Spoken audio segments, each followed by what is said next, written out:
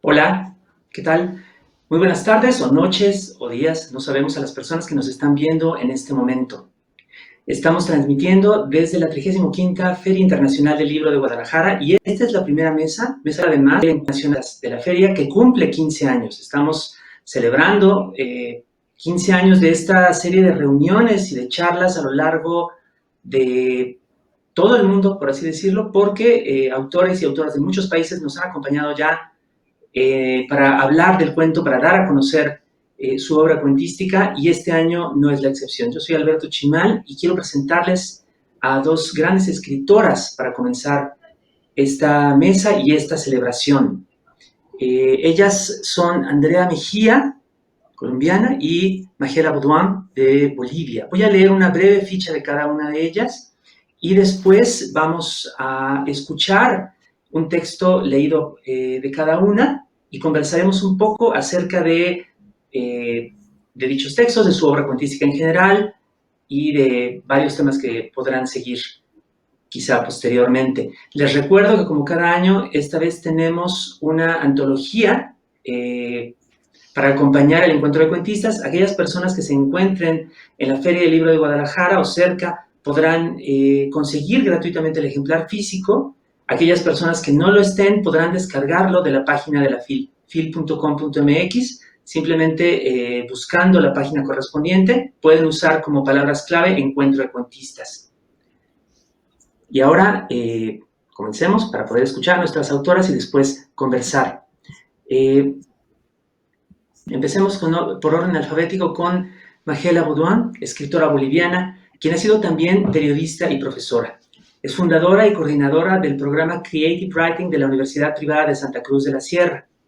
Entre sus obras publicadas está la colección de entrevistas Mujeres de Costado, la novela El sonido de la H, ganadora del Premio Nacional de Novela de Bolivia, y el libro de cuentos La composición de la sal, ganador del Premio Hispanoamericano Gabriel García Márquez. Actualmente cursa un doctorado de literatura en los Estados Unidos y es la más reciente ganadora del Premio Internacional de Literatura Anna Seghers. Magela Baudouin.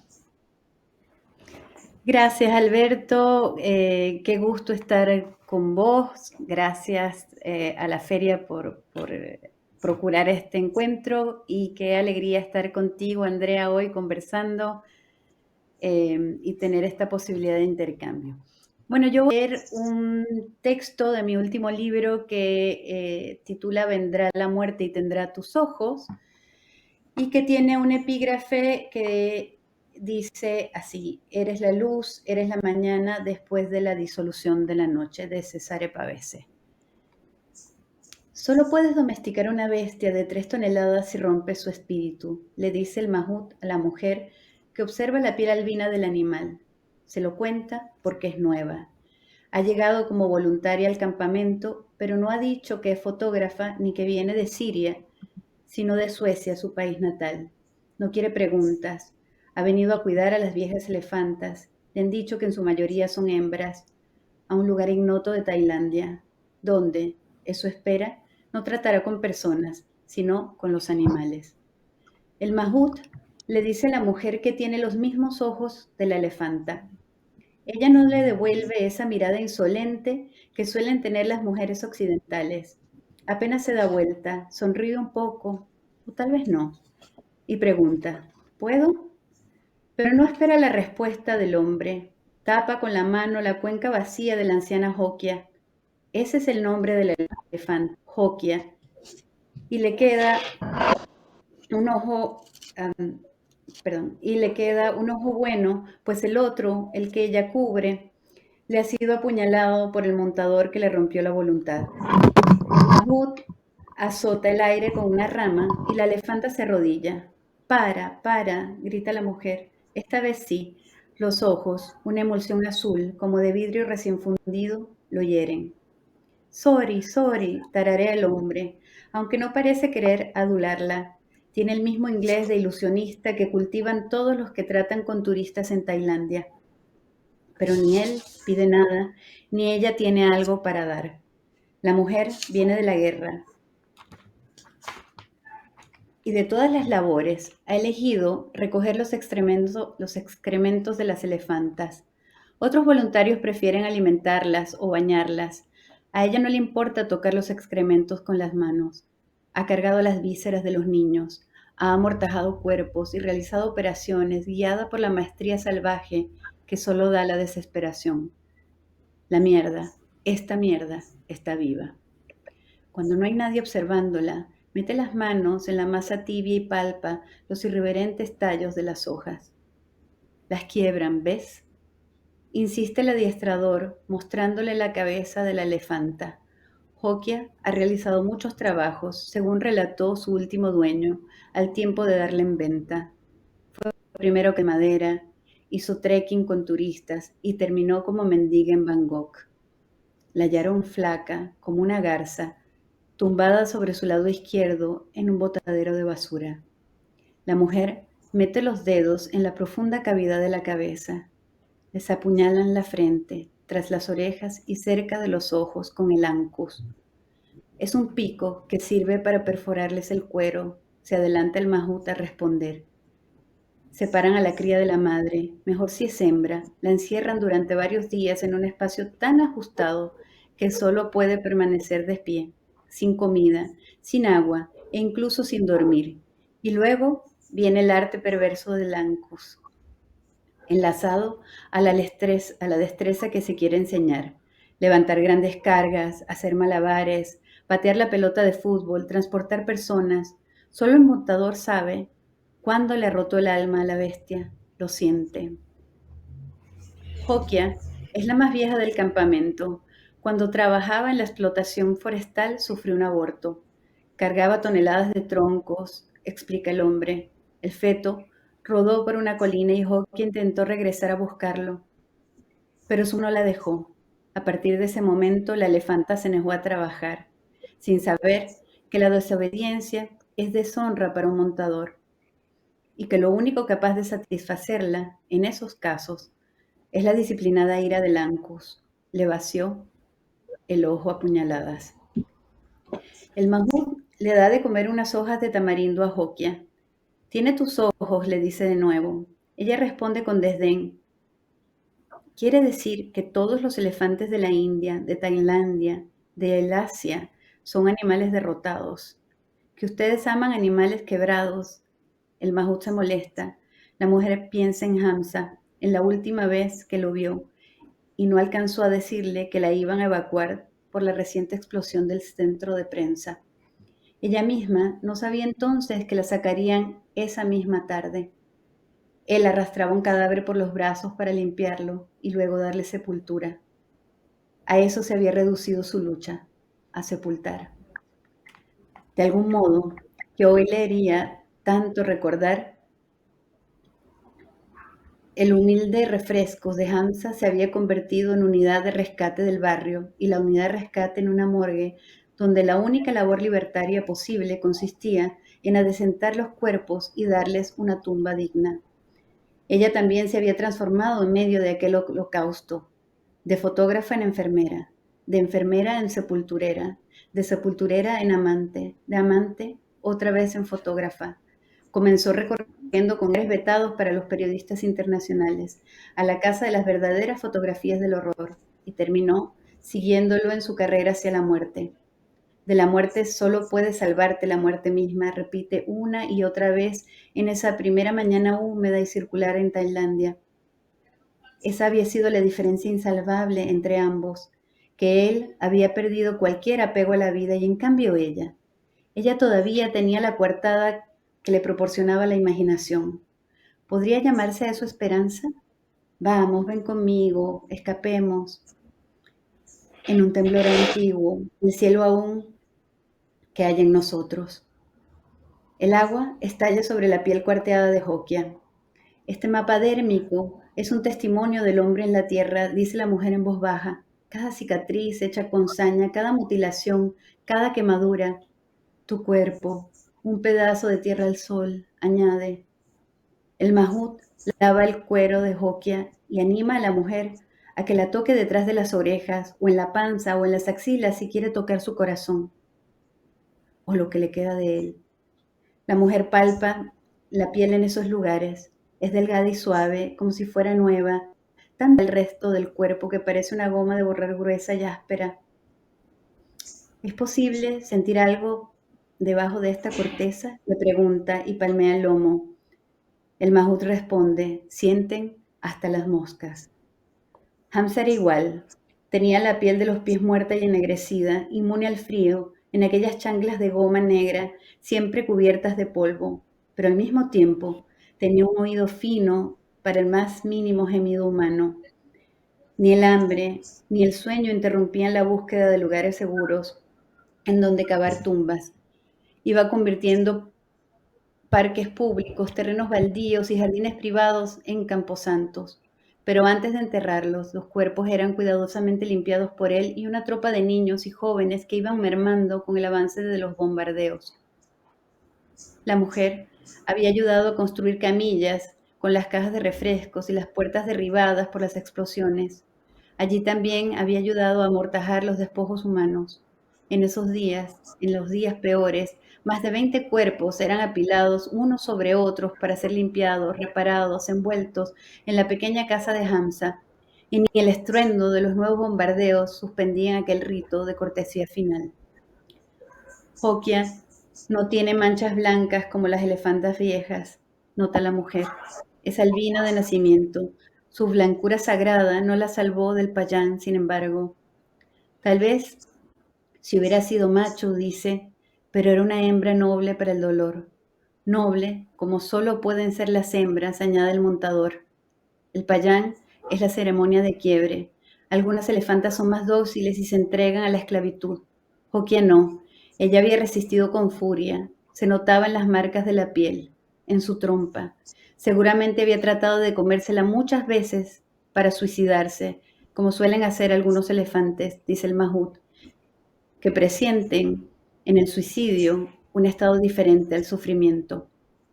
Los padres y los hermanos de Hamza habían perecido en medio de las botellas de vidrio y las chucherías de su pequeña tienda de ultramarinos. Él mismo los había enterrado y documentado en la agenda en la que con pulcra caligrafía anotó desde entonces los datos de cada cadáver que enterró. ¿Cuántas veces puedes morir en un día?, le había preguntado él. ¿Por qué hay cuerpos más dañables? ¿Por qué nuestras vidas son más frágiles? Ella lo había ayudado tantas veces con los sudarios y no había podido limpiar su cuerpo ni adecentarlo un poco luego de la explosión, aquella tarde de huida, en la que la arrancaron de su lado. El Mahut cuenta que Jokia duerme poco, 2 o 3 horas solamente, igual que Hamza piensa la mujer que ella misma. Pocas veces se tumba, normalmente se recuesta sobre un árbol o sobre las otras elefantas y duerme de pie en fugaces raptos de pausa. En cautiverio, las elefantas llegan a dormir hasta 6 horas, pero en la selva ellas pueden caminar sin descanso por días, protegiendo la manada de tigres y leones, esperando y escapando, sobre todo, de los hombres. La vieja Jokia olvidó dormir, dice el montador. Tal vez si un día se acueste, finalmente se vaya. La mujer choca su frente contra la trompa de la elefanta.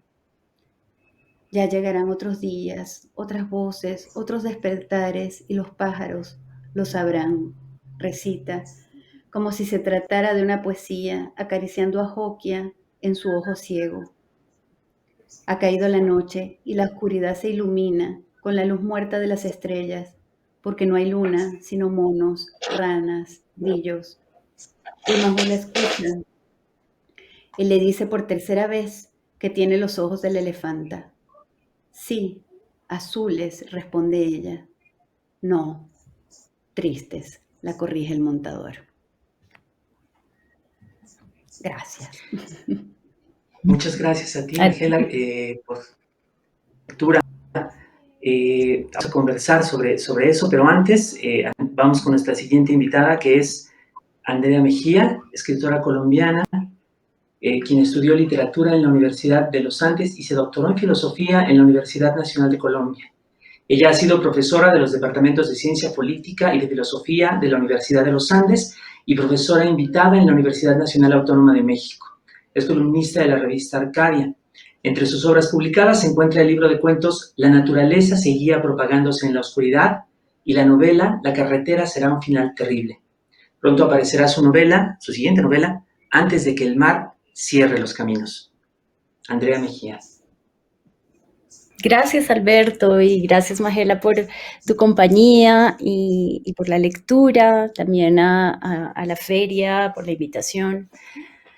Voy a leer un cuento que es un cuento cortico del libro de cuentos La naturaleza seguía propagándose en la oscuridad. El cuento se llama Checo.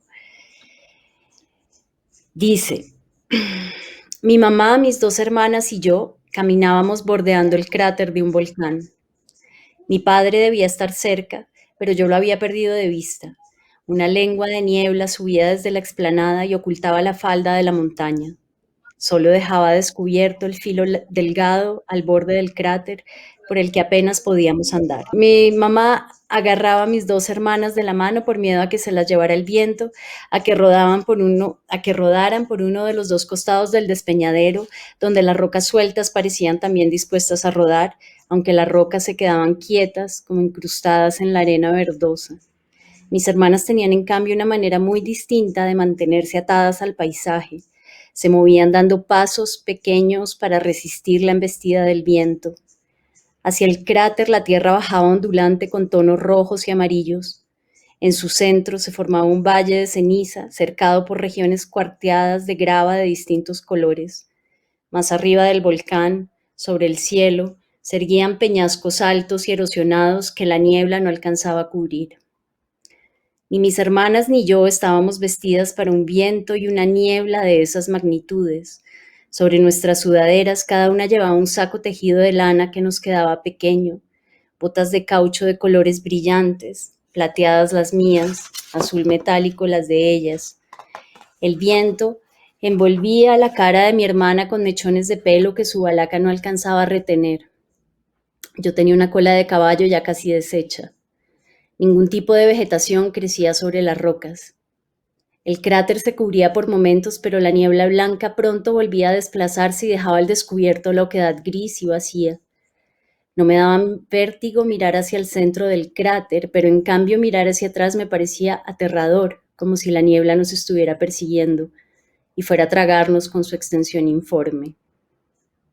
De pronto empezó a llover. Una lluvia oblicua y gruesa rayaba el aire y nos golpeaba la cara. Los pensamientos subían entre la niebla desde el centro del cráter y luego, al alcanzar cierta altura y antes de tocar siquiera la mente, volvían a perderse, desintegrados por la lluvia. Nuestras cabezas estaban llenas de niebla, roca y polvo. La arena verdosa se fue convirtiendo en un fango espeso que se adhería a nuestras botas. Ninguna de mis hermanas decía nada y yo tampoco me quejaba. Todo se cubrió por completo, pero era imposible perderse. Solo había que seguir el filo que se abría cortando en dos la niebla. Seguí caminando. Cuando dejó de llover me di vuelta y vi que me había adelantado en nuestra caminata circular. Me había alejado mucho de mi mamá y de mis hermanas. Una ráfaga de viento desgarró de pronto la niebla y ellas aparecieron muy lejos, del otro lado del cráter, 3 figuras muy pequeñas tomadas de la mano, perdidas en una naturaleza azotada por el viento. No podía ver a mi papá por ningún lado. Tuve miedo de seguir caminando sola y me senté a esperar que me alcanzaran mis hermanas, pero ellas parecían moverse cada vez más despacio, sin avanzar, rodeando columnas de niebla. Después de haberle dado la vuelta al cráter, volvimos al punto del que habíamos partido. Una cabaña pequeña, hecha de tablas de madera, con un porche en el que un hombre vestido con un uniforme azul, de guardia, leía un periódico. Estaba sentado en un banco, recostado contra una de las paredes de la cabaña con las piernas estiradas y cruzadas. A un lado del banco había una mesa con un termo rojo cerrado y una taza de plástico vacía con el asa retorcida en una espiral formada probablemente por una exposición al calor que la hubiera derretido.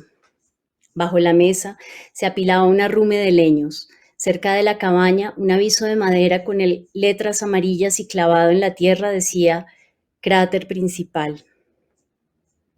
Bajo las letras, una flecha señalaba la dirección de la que veníamos.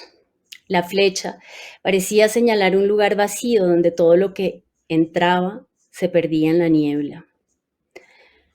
Un perro pequeño dormitaba en el porche de la cabaña. Me senté a acariciarlo. Sin abrir los ojos, el perrito sacudió suavemente sus orejas. Lo arrastré hacia mí, tirando de sus patas delanteras sin que él opusiera ninguna resistencia, y lo subí a mis piernas. Vamos a bajar ya, le dijo mi padre al guardia. El hombre no respondió y se limitó a inclinar la cabeza. ¿Cómo se llama el perrito?, pregunté. Checo, me dijo. Checo, repetí, tomándole el hocico y acercándolo a mi cara. El pelaje del perro tenía algo de la hostilidad del lugar, de su negrura desértica, pero también tenía una suavidad ausente en el paisaje. Una mancha marrón en el pecho le hacía juego con el color de las patas, cubiertas de la misma arena verdosa por la que habíamos caminado y que se veía sobre el azul brillante de las botas de mi hermana. La punta de su rabo era blanca y un anillo negro rodeaba el hocico, sobre el que crecían bigotes gruesos como alambres que despedían un fulgor tenue en medio de la niebla. Su cuerpo flaco estaba tibio y el frío que yo había acumulado a lo largo de la caminata por el borde del cráter se envolvió en el calor del perro. Checo abrió los ojos y me miró. Papá, ¿podemos adoptar a Checo?, pregunté. Pero mi papá miraba en la dirección que debíamos tomar para bajar hasta el pie del volcán, donde un terraplén servía de estacionamiento improvisado para los carros de los escasos visitantes. Su mirada se hundía en el paisaje, como si tratara de arrancarle algún secreto. Cuando empezamos a caminar cuesta abajo, el cachorro nos siguió a lo largo de un trecho. Se adelantaba unos pasos batiendo la cola y se detenía para esperarnos mientras mordía alguna roca que encontraba en el camino. La niebla se había disipado del todo y la cola de Checo se recortaba sobre el negro profundo del volcán. De repente, y sin decirnos nada, mi padre golpeó el suelo para ahuyentar a Checo, que dio media vuelta y se alejó en dirección al cráter. Mientras se alejaba, noté que una peladura en carne viva surcaba una de sus patas traseras. El golpe de mi padre sobre la tierra había levantado una nube de polvo gris que tardó un tiempo en volver a sentarse. Eso es. Nuestras dos invitadas por habernos leído esta muestra de su trabajo. Yo quisiera comenzar la charla, que espero que pueda interesar a las personas que nos están viendo, haciéndoles una pregunta a ambas.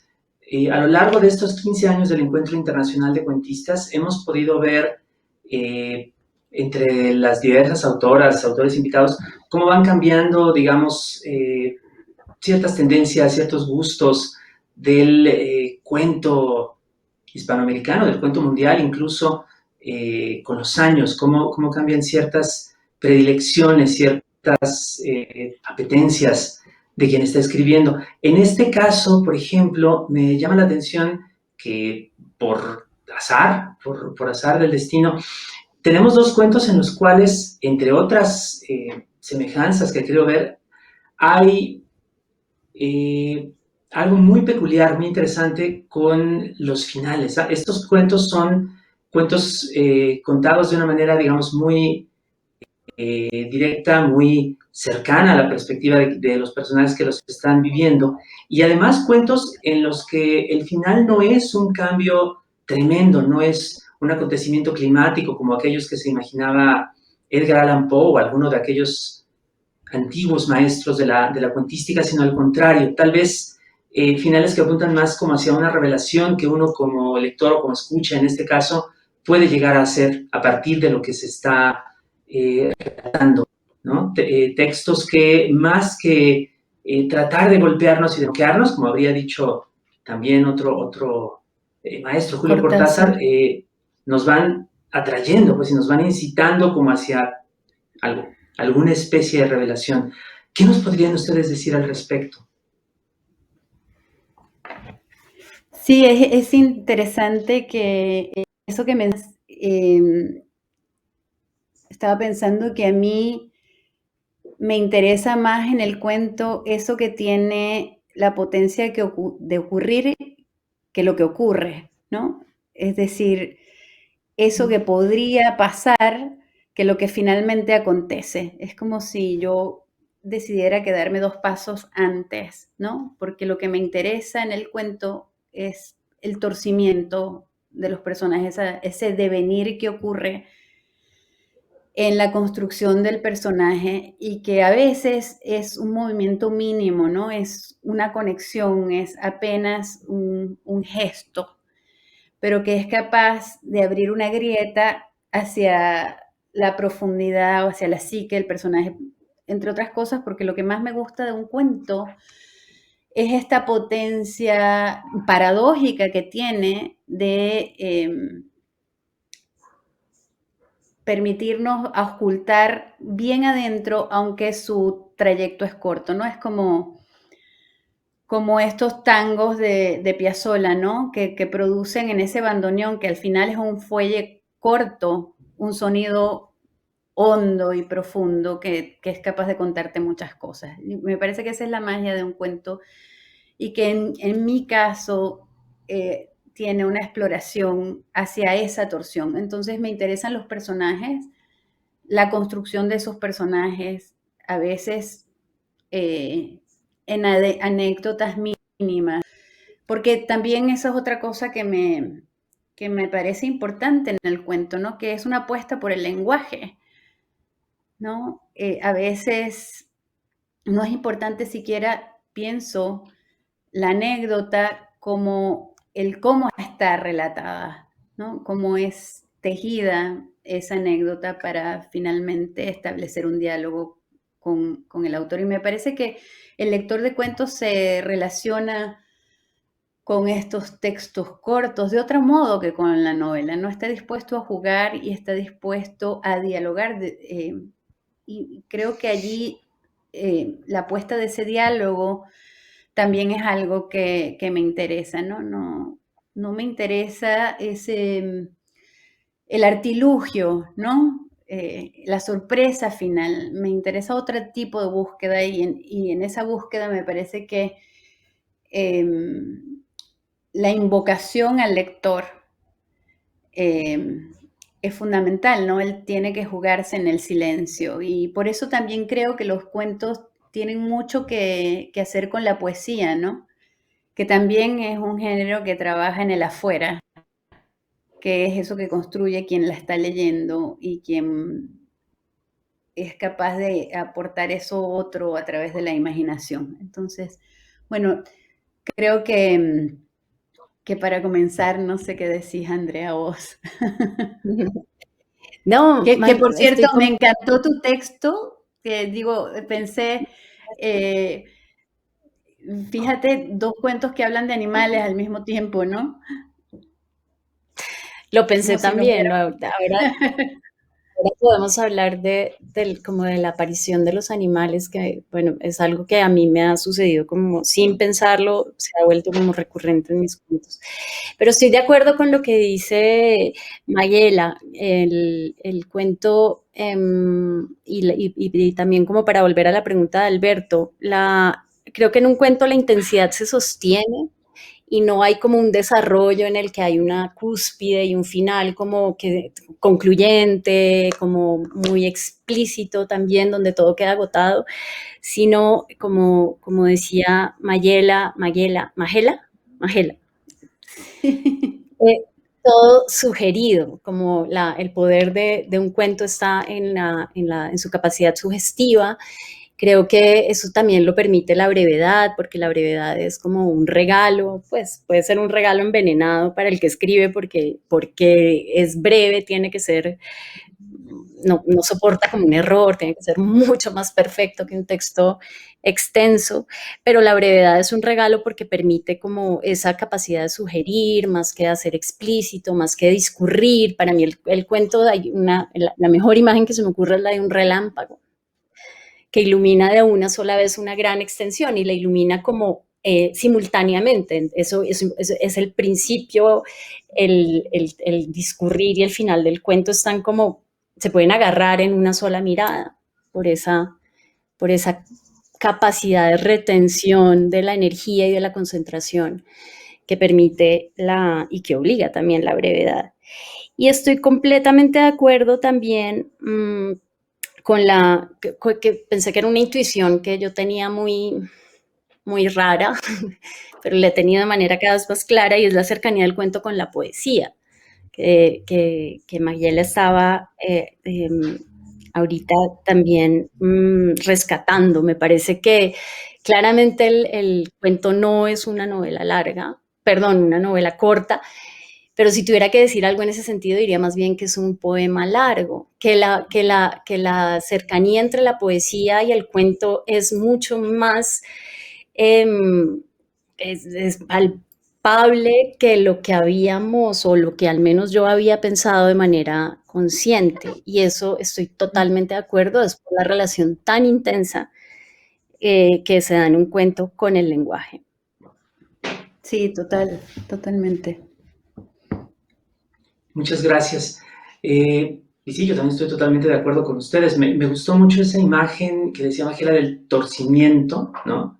Y esta otra metáfora del bandoneón, ¿no? Digamos, la cantidad limitada de aire, aparentemente limitada de aire, que de pronto se prolonga en un sonido, ¿no? Muy, muy profundo, muy significativo a partir del esfuerzo, ¿no? El esfuerzo del músico. Creo que es una forma en la que puede, digamos, representarse esta impresión y esta cercanía, pues, con los acontecimientos pequeños, ¿no? Total. O aparentemente pequeños de las narraciones.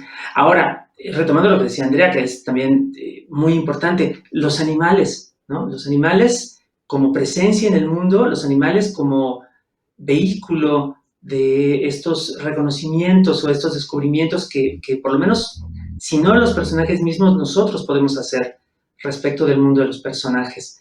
En ambos casos también hay una idea como muy, muy notable de desvalimiento, de indefensión, representada en o alrededor de los animales y a veces incluso de alguna manera que se traspasa a las protagonistas de esta narración, o perdón, de las narraciones de ambas. Más explícitamente en el caso del primer cuento, el de Magela, pero también, digamos, en la confusión, en las acciones contrapuestas de la protagonista y del padre en el cuento de Andrea. Cuéntenos más acerca de los animales, que ya lo habían empezado a hacer, por favor. Bueno, yo estoy interesada, muy interesada ahora, he estado leyendo con mi hija muchísima mitología nativoamericana, porque justo ella está aprendiendo inglés y yo también. Entonces, y me interesa una cosa muy bella que se trabaja allí, y es cómo la jerarquía hombre-naturaleza es completamente distinta, ¿no? Cómo en otras culturas, en otras epistemologías, ese tamaño tan importante del hombre en la cultura occidental, tan desmesurado, se pierde, y ese hombre se vuelve más pequeño y entonces adquiere otro peso y otro valor, no solo el espacio y la naturaleza, que se sabe que es algo previo y que va a estar después del hombre, ¿no? Sino que la naturaleza se vuelve un espacio epistemológico, un modo de comprender un eh, lugar donde se acumula y donde está el saber, ¿no? Al que se acude, ¿no? Para no solo comprender el mundo, sino para desentrañarlo y para ayudarse a vivir, ¿no? Entonces, me parece que esto es algo que es como una reflexión que está allí y que no es que uno se siente a escribir. Voy a escribir ahora sobre la relación del hombre y el elefante y la naturaleza, sino que es algo que va ocurriendo porque es inevitable que lo que piensas y estás elaborando se cuele. Me parece que algo de esa aproximación al mundo natural y vegetal, al mundo animal y vegetal, incluso mineral, porque este libro explora varios de esos espacios, hay en este cuento, que es cómo ella puede aproximarse a leer la vida, su vida y la vida a partir de la otredad, ¿no? Esa otredad animal que es capaz de mostrarte cosas que de pronto no sos capaz de ver en ti mismo, ¿no? Y entonces me interesaba mucho cómo puede ocurrir esa comunicación, ¿no? Y me respondía que, claro, no hay un lenguaje que medie, ¿no? No hay el lenguaje nuestro que nos permite interpretar las señales, pero sí hay un otro lenguaje, y ese lenguaje en este caso es el lenguaje de sufrimiento, ¿no? No podemos, ahí sí podemos entendernos, allí sí podemos hermanarnos, allí sí podemos ponernos en el lugar del otro, y en este caso el interespecie. Y me parece que ese diálogo allí es profundamente conmovedor, porque en ese dolor que se encarna, sí podés comprender la magnitud del otro o la magnitud de lo que al otro le ocurre.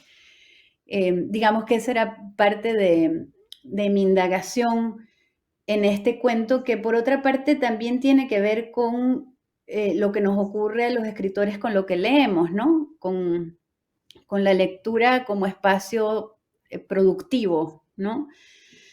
Decía Cristina Rivera Garza que bueno, que producir es, que leer es más producir que consumir. Yo estoy de acuerdo con eso, ¿no? Entonces, había leído un par de reportajes impresionantes sobre las elefantas en el Asia, y me quedé muy impactada con esto, y realmente esto que ocurre con la lectura, que es la posibilidad de hacer preguntas, es lo que gatilla el cuento, ¿no? Y que es la indagación de ese otro ser que puede dialogar, aunque el lenguaje no sea algo que esté mediando, que pueda mediar, ¿no? Muchas gracias, Magela. Andrea. Bueno, estoy también como muy cerca de lo que dice Magela. En mis cuentos los animales aparecen de manera no consciente, nunca lo pienso y de repente están ahí, más o menos en todos los cuentos. Y no es que yo haya visto que es como un truco que funciona, sino que creo que ellos aparecen porque siempre que aparecen, como en la realidad igual, aparecen como una fuente de misterio, como una fuente inagotable, y tiene que ver con esa forma de existir tan enigmática que es no tener lenguaje, palabras por lo menos habladas, pero sí fuerza expresiva y compartir, como dice Magela, la condición, digamos, de lo viviente que es el sufrimiento.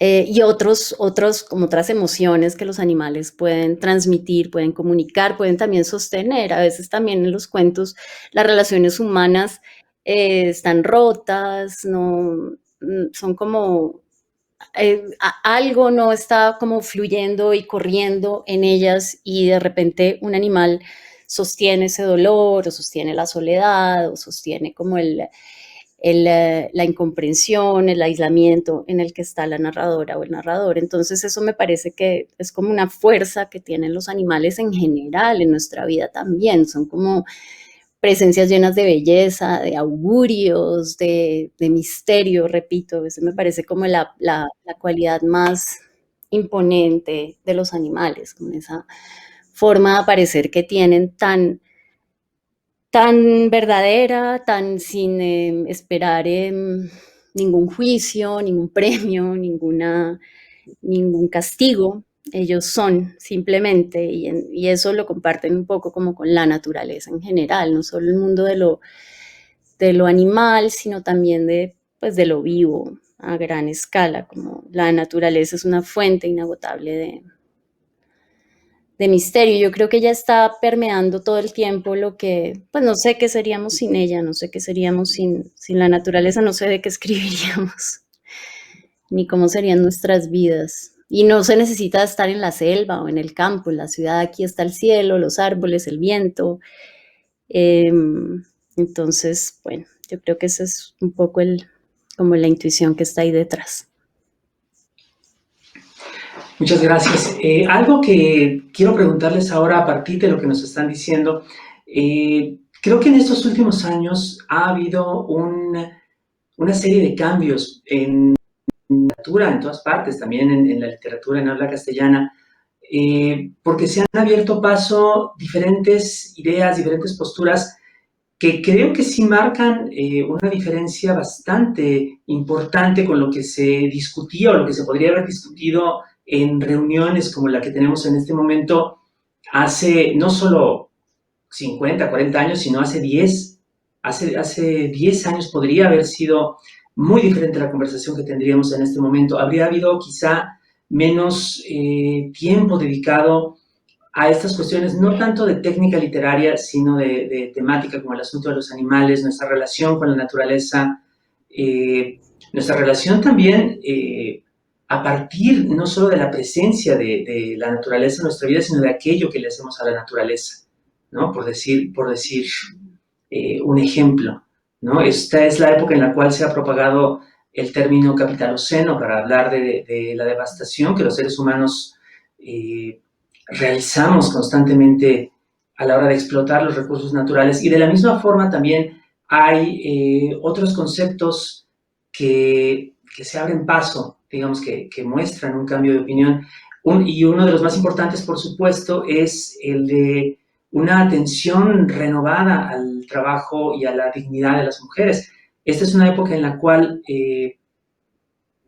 bueno, hemos visto que en lo que concierne a nuestro terreno, las escritoras como ustedes se han abierto paso, han empezado a reclamar espacios que en otro momento se les había negado e incluso pues a ponerse al frente en la percepción de muchísimas personas de la literatura en general, ¿no? Es una época en la cual las escritoras llevan la batuta, llevan la vanguardia. Me gustaría preguntarles, ya para que fuéramos cerrando nuestra conversación, ¿cómo han vivido ustedes, que son parte, digamos, de esta nueva vanguardia? ¿Cómo han vivido ustedes estos últimos años y estas transformaciones de las cuales han participado también? No sé, Andrea, si querés ir vos primero ahora. Bueno, gracias, Magela. No tengo como, no lo he pensado muy conscientemente, es una pregunta que prefiero no trabajar de manera muy consciente ni discursiva porque justo creo que no, a mí por lo menos, pero creo que es mi situación personal, no me ayuda a tener muchas ideas en la cabeza cuando escribo y muchas como proyectos de ideológicos, por llamarlo de algún modo, pero no lo hago de una manera como despectiva, sino como en el sentido más neutro de la palabra, como ideas muy conceptuales de justicia, en fin, de luchas, que por otro lado son cosas a las que estoy llamada y me interesan mucho cuando estoy haciendo, por ejemplo, otro tipo de trabajo, de escritura, en filosofía, en fin, hablando con colegas, amigas, filósofas. Esa situación de la mujer. Entonces son cosas que yo prefiero no pensar al escribir, no me parece que me salga bien un cuento cuando hay una idea muy clara detrás, como un señalamiento de un proyecto de este tipo, aunque sea como con las mejores intenciones. Y sin embargo, creo que una cosa a la que apuntaba Magela ahora, en general sirve como para, sin quererlo, sin proponérnoslo, de manera militante o algo así, la literatura puede abrir esos caminos de justicia, de escucha del otro, porque el otro siempre está ahí y el otro es a veces con presencias acalladas, vulneradas. Entonces, siendo como la escritura un lugar de escucha, me parece que permite, siendo pues literaria, sin ser demasiado consciente y explícita, puede simplemente ser un lugar donde estemos, no sé, contentas, felices y libres escribiendo, y eso ya sea como una especie de pequeña justicia y un lugar de escucha, que es como lo principal, lo más importante, no solo para la realización de las luchas y de los derechos de las mujeres, sino también lo que señalaba Alberto, que me parece como crucial, que es nuestra relación con la naturaleza, esa separación tan absurda entre ser humano y naturaleza, cuando la naturaleza la llevamos por dentro, es nuestro corazón latiendo, son nuestros cuerpos que nos están llevando a la muerte, es decir, somos naturaleza. El gran error del proyecto moderno es habernos creído separados como algo que no es natural. En fin, entonces yo creo que ahí la literatura es como sobre todo un canal de escucha y también de expresión del dolor y que tenemos. Qué hermoso esto que decís. Bueno, yo creo como vos que la literatura siempre va a ser un espacio de profunda libertad y de profundo cuestionamiento, y que ocurre precisamente porque no tiene agenda, ¿no? Pero creo que, como volviendo a la pregunta de Alberto, que lo que está pasando en estos últimos años ha sido realmente extraordinario en términos de la atención que se ha concitado alrededor de las escritoras de mujeres de todo el continente, que realmente no solo es diversa, sino profunda y original en muchos modos. Y no es que no haya sido antes así, ¿no? Porque si uno revisa, no sé, Vindictas, que es un libro precioso que recoge las mujeres que no estuvieron en el canon, ¿no?